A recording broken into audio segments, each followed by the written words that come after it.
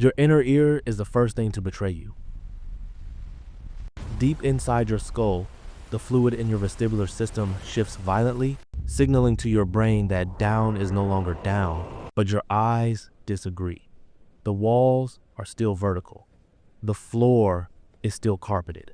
This disconnect triggers an immediate primal purge, a wave of nausea, so violent your stomach contracts into a hard knot of panic. You are standing in a metal corridor.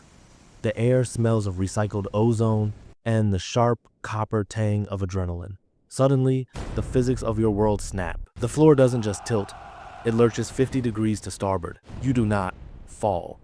You are discarded. Gravity, once a constant, becomes a predatory force. It grabs your ankles and flings you across the width of the hallway.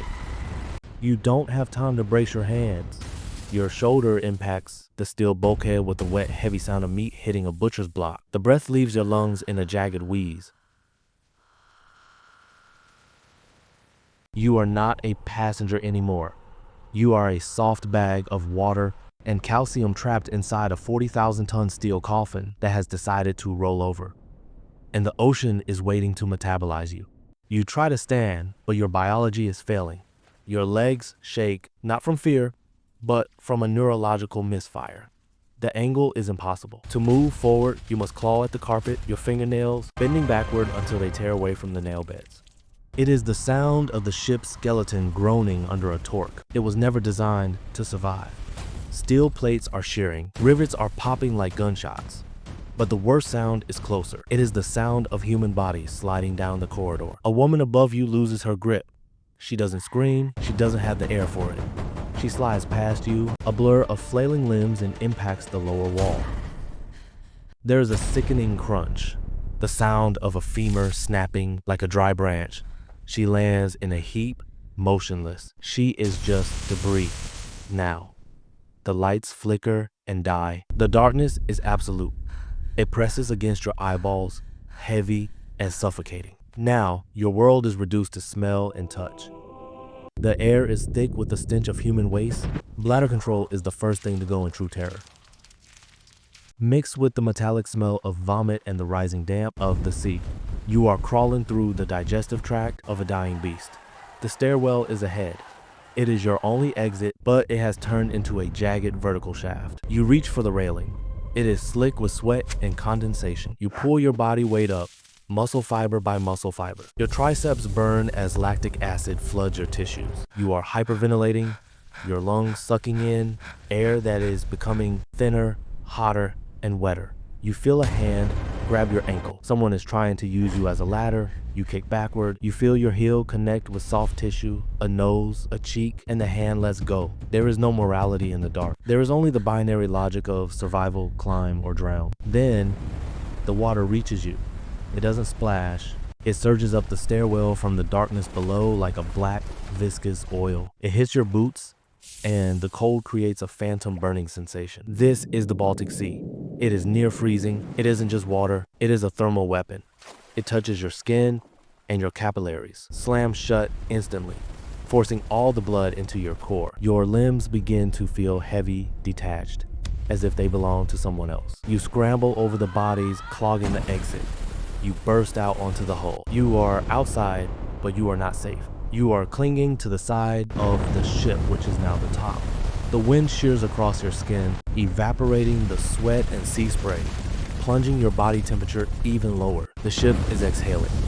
Massive pockets of trapped air are bursting from the hull, sounding like whales dying in the dark. The metal vibrates under your chest, a deep, resonant shudder that rattles your teeth in your skull. You look down. The water is churning, black foam on black glass. You have to enter it. You let go. The impact is violent. You hit the surface, and the air is punched out of your thorax. You inhale sharply. The cold shock responds. But you don't inhale air. You inhale a slurry of freezing salt water and diesel fuel. Your vocal cords spasm, sealing your windpipe shut.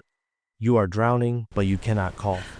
You thrash to the surface, your vision narrowing to a pinhole. Your brain is screaming for oxygen, but the cold is screaming louder. It feels like thousands of needles are being driven into your skin simultaneously. You find a life raft. It isn't a boat, it's a rubber bladder filled with freezing water. You drag your heavy, unresponsive body over the rim and collapse into the slush at the bottom. There are others here. A pile of wet, shivering meat. No one is moving. The smell is horrific: diesel, vomit, and the distinct copper scent of death. This is where the real horror begins. It is quiet. The ship is gone. The screaming has stopped. Now, there is only the sound of your own body shutting down. Phase 1. Shivering. Your muscles spasm violently, uncontrollably, trying to generate heat. You bite your tongue. You can hear your own teeth cracking together. It hurts, but it is the only sign you are still alive. Phase 2. The warm lie. The shivering stops. You are still freezing, but your brain, starved of oxygen and glucose, begins to hallucinate warmth. You feel a strange, comfortable heat spreading through your chest. You want to undo your jacket. You want to close your eyes. This is paradoxical undressing. It is your brain accepting death. You look at your hand. It is white, waxy, and curled into a claw. You try to move your fingers, but the neural pathways are severed. The signals are sent, but the meat does not respond. You are a prisoner in your own corpse. Your heart rate slows. It was beating at 180 beats per minute. Now it is at 40, then 30. The blood in your veins is thickening, turning into a cold sludge that your heart struggles to push. Your vision goes gray, then black. You can still hear the waves slapping against the rubber wall of the raft, but the sound is distant, muffled, as if you are underwater. You are not waiting for rescue. You are waiting for the electrical impulse in your sinoatrial node to fail. Thump, thump, silence. Thump, longer silence. The muscle fibers in your heart stiffen.